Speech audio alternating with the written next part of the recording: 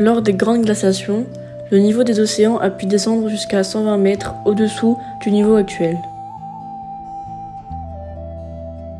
Le détroit de Bering pouvant être traversé à pied sec, des hommes venus de Sibérie sont passés d'Asie en Amérique.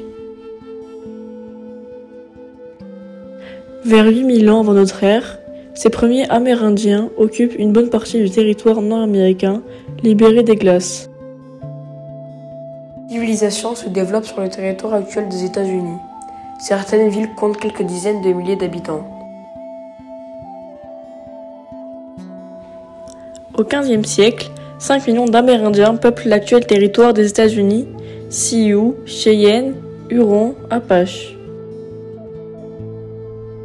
Les Amérindiens cultivent des plantes inconnues des Européens, maïs, haricots, courges, pommes de terre, tabac. Les femmes indiennes sont considérées comme égales les hommes. Elles peuvent divorcer de leur mari, participer aux décisions de la tribu, voire la diriger. Disséminée sur un large territoire, la propriété du sol y est, pour beaucoup, inconnue. La terre est un bien collectif comme l'air et l'eau.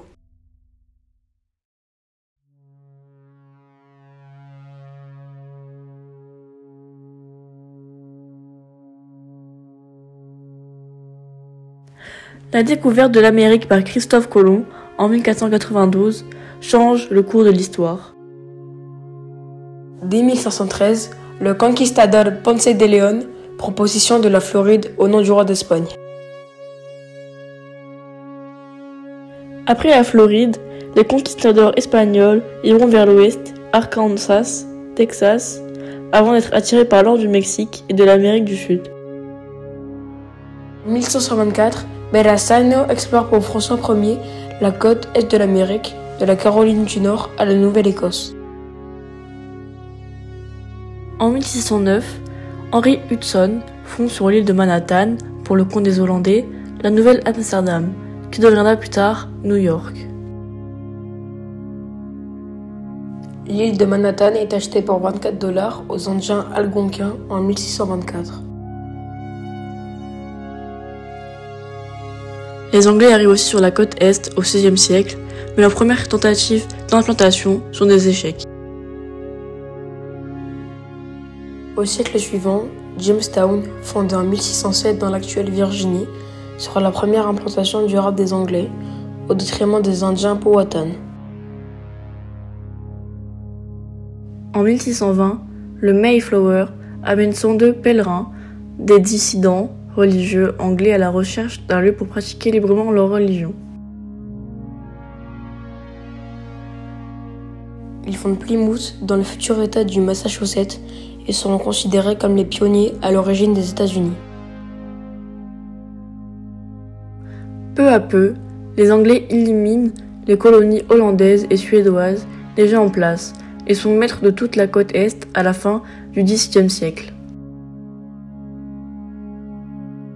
D'autres persécutés d'Europe, comme les protestants de France, rejoignent l'Amérique, un îlot de relative tolérance religieuse.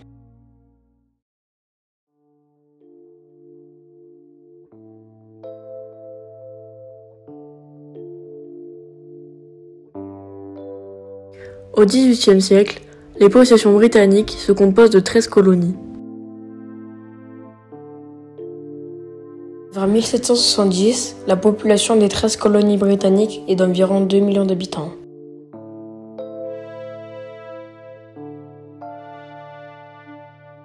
La Nouvelle-Angleterre est peuplée essentiellement de dissidents religieux anglais.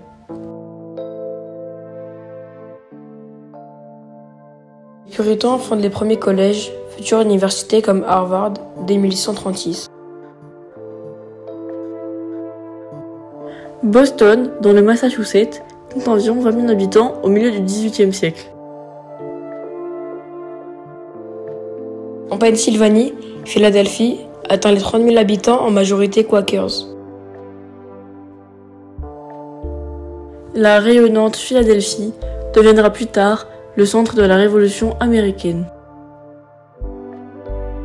Les colonies du Sud sont essentiellement agricoles. Maryland, Virginie, Caroline du Nord, Caroline du Sud, Géorgie. L'économie du Sud repose d'abord sur les esclaves des plantations.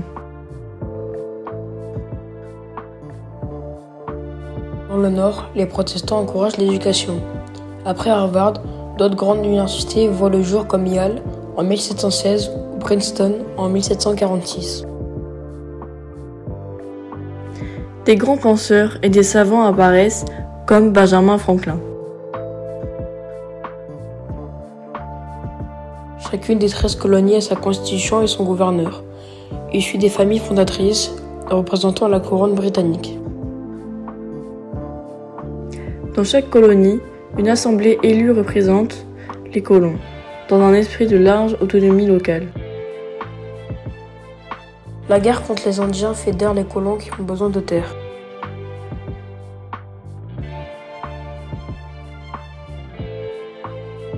Les colons font aussi face aux Français qui ont pris possession de territoires qui vont de l'embouchure du Saint-Laurent à celle du Mississippi.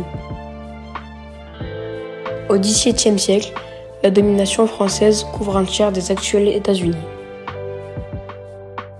Les colons britanniques sont cependant beaucoup plus nombreux que les Français.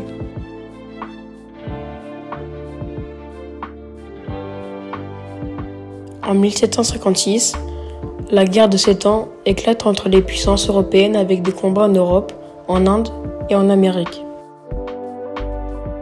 En Amérique, les combats sont acharnés entre les Britanniques et les Français, qui ont tous deux des alliés indiens. Les Britanniques finissent néanmoins par l'emporter.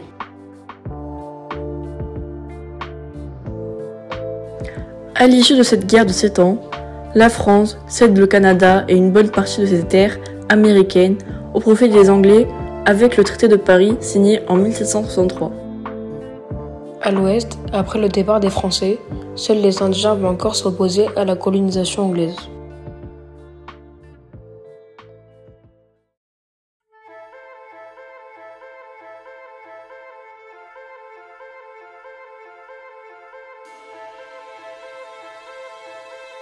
La guerre de 7 ans, ayant vidé les coffres du Royaume-Uni, le roi George III décide d'augmenter les taxes dans les 13 colonies.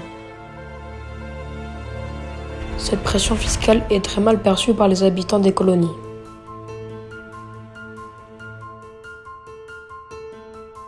Les protestations coloniales prirent la forme d'émeutes et de boycotts des produits britanniques. Tensions entre les soldats britanniques chargés de maintenir l'ordre et les colons conduisent au bain de sang du massacre de Boston le 5 mars 1770.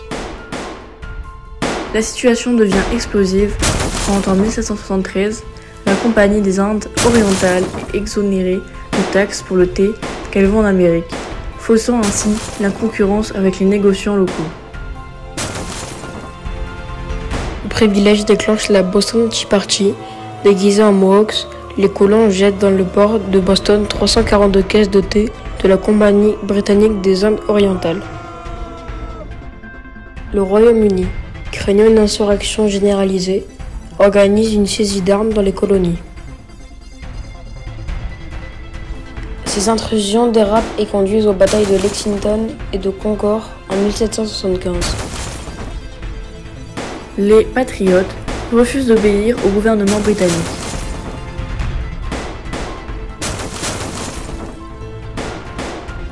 La guerre d'indépendance est déclarée.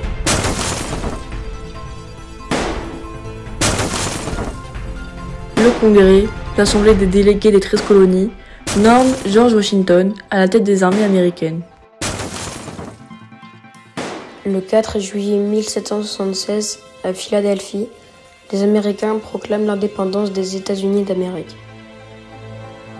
Les descendants des Puritains de Nouvelle-Angleterre, les planteurs dans le Sud et les Irlandais soutiennent les patriotes, mais tout le monde n'est pas favorable à la guerre. Les immigrants récents, anglais et écossais, sont de l'autre côté, comme la majorité des Amérindiens et des esclaves noirs libérés par les Anglais. Enfin, les Quakers sont généralement pacifistes et ne veulent pas combattre. Dans ce contexte, les troupes de Washington, moins nombreuses et moins aguerries que celles des Anglais, sont en difficulté lors des premiers combats. En 1777, le marquis de Lafayette offre ses services au Congrès américain et rejoint George Washington. En octobre 1777, les Patriotes remportent une grande première victoire lors de la bataille de Saratoga. La victoire de Saratoga est aussi décisive car elle amène plusieurs puissances européennes, dont particulièrement la France, à soutenir les insurgés. La France s'engage officiellement en 1778. Elle aide financièrement les insurgés et leur fournit des soldats et du matériel. L'aide française est navale et terrestre.